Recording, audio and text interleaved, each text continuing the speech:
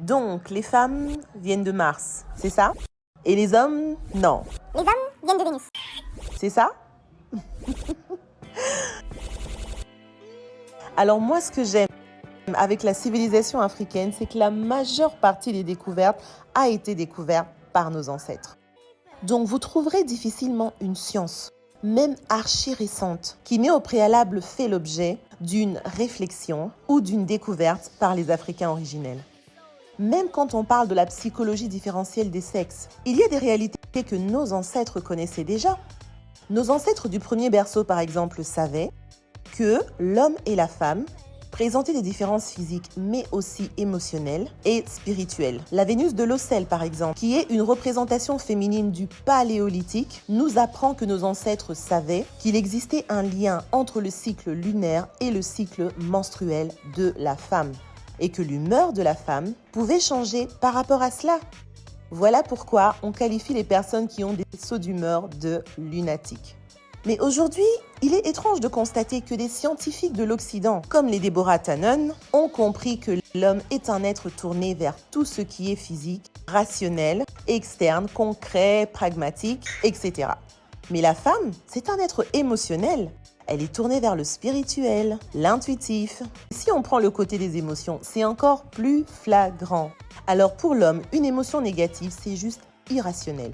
Et ça vient perturber son mental en fait. Donc il va essayer de se débarrasser de cette émotion en essayant de le résoudre comme un conflit. Parce que il ne peut pas l'expliquer. Donc comme c'est irrationnel, il doit s'en débarrasser. Chez la femme, une émotion négative, c'est un sentiment qu'elle va avoir besoin de confirmer et même de nourrir par le partage. La femme va comprendre ce qu'elle ressent. Elle va vouloir le justifier. En fait, chez la femme, se sentir mal, c'est un prétexte à relation. Donc, dès que ces émotions sont en jeu, il faut absolument qu'elle les partage. Il faut absolument qu'elle en parle. Mais le problème, c'est que lorsqu'elle exprime à l'homme ses sentiments, ses émotions, l'homme va se braquer parce qu'il va recevoir l'info comme « Ah, il y a un conflit. Il y a un conflit et je dois le résoudre. » Et si je dois le résoudre, si elle me demande de résoudre ce conflit, c'est parce qu'elle m'en tient responsable.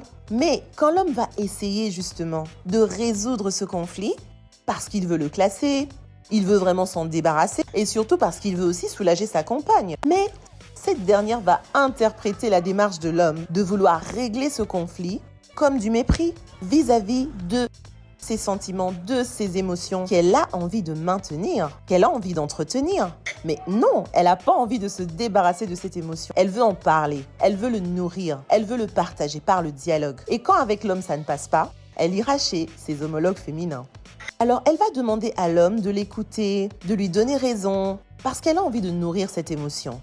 Mais on voit bien par cet exemple que l'homme préfère chasser l'émotion négative, parce qu'il est tourné vers l'extérieur. Il l'extériorise, il extirpe, et il est rationnel surtout. Donc tout ce qui est irrationnel, tout ce qu'il ne comprend pas, tout ce qui crée des émotions négatives en lui, il voudra s'en débarrasser. Donc le rôle de l'homme, si on veut vraiment que les choses s'arrangent, c'est aider la femme à chasser cette émotion négative. Et la seule manière de le faire, c'est de l'écouter, c'est de lui montrer qu'on comprend sa douleur, mais qu'il faut absolument s'en débarrasser. On ne peut pas garder cette émotion négative. Et la femme, si elle veut vraiment que les choses s'arrangent dans sa relation avec l'homme, il faut qu'elle accepte que l'homme l'aide. Lui qui est un être rationnel, tourné vers l'extérieur, qu'il n'aime pas ce qu'il ne comprend pas à l'intérieur de lui, l'aide à chasser cette énergie négative. Et surtout, il ne faut pas que la femme considère cette démarche de vouloir l'aider à sortir cette émotion comme du mépris face à sa douleur. On voit bien que les Occidentaux, même en créant des sciences comme la psychologie différentielle des sexes, tentent de comprendre la différence entre l'homme et la femme, parce qu'ils sont dans un souci de les mettre sur un même piédestal. Ce que l'homme ressent, il faut que la femme ressente la même chose. Or, ce n'est pas possible. C'est mentir scientifiquement parlant, puisqu'on sait que même physiquement, même émotionnellement, l'homme et la femme ne pourront jamais être égaux. La seule arme face à ce conflit existentiel interminable, c'est la complémentarité telle que le préconise le maternisme.